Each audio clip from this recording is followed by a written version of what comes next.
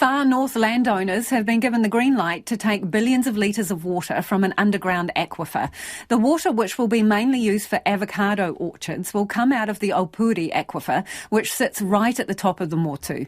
Many are welcoming the consents, but the decision's disappointed some locals who believe the environmental risks are greater than the economic rewards. Nita Blakeperson reports. Heading up to Cape Reinga, avocado orchards sprawl out from State Highway 1. Maria Mino Kapakingi, the chief executive of Te Runanganui o Te Aupori, hopes news her hapu's water consent has been granted will boost that. You get to a point where you come across avocados to the right and to the left of you, and you think you're never going to come out of that because there's so much of that grown. But once you come up into our end of the world, that stops because we haven't had the opportunity in that same way.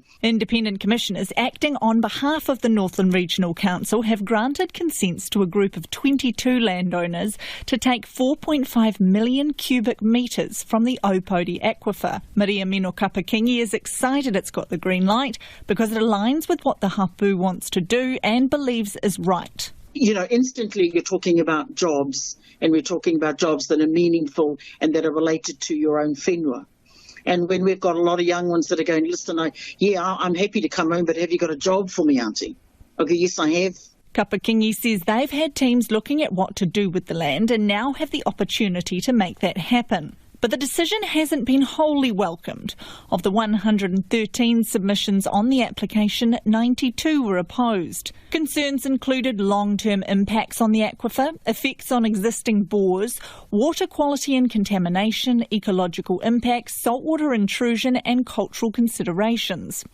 Among those opposed is Kevin Matthews, who chairs the local conservation group Bushland Trust. I still think that there's a lot of unknowns within the aquifer, its connection to the range south of Kaitaia, that's the Terekino range, and the recharge values. The Department of Conservation also opposed the application, saying water features were at risk, including wetlands drying out, changes in dune lake levels and harm to threatened fish species. Matthews also thinks there isn't enough information around how wetlands will be affected. The recharge values are as high as they are.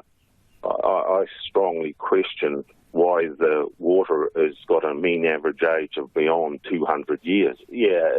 I think there's a big question around the life of our aquifers are in their current state. The independent commissioners say the proposed take is only 0.16% of the total groundwater stored within the aquifer in an average year. They say while the abstraction sought is large in terms of quantity, it's relatively small in comparison to what's available annually. Northland Regional Council Regulatory Services Manager Colin Dowell says it's a thorough decision. It's hard to judge if it's going to allay the concerns of all submitters, but what I can say is that the commissioners ran a very robust process.